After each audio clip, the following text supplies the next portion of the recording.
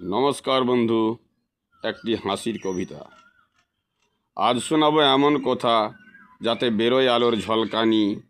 তাই কবিতার নাম রেখেছি রসের চুলকানি।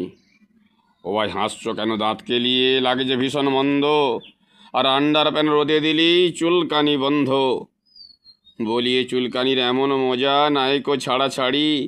দেখো এই গরমে দিব্যি ঘুমায় জামাই শাশুড়ি। ও মাসি, তুমি যাচ্ছ কোথা? ধরে কাপড়খানি।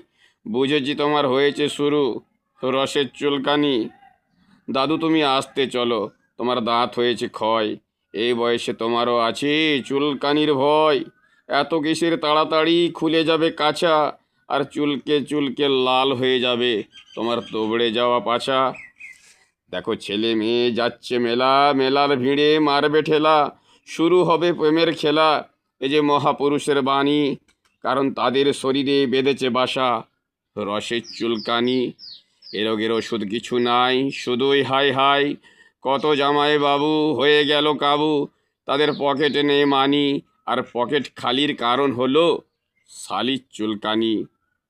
বন্ধু ঝোপে ঝাড়ে নদীর ধারে বসে থাকে সারে সারে।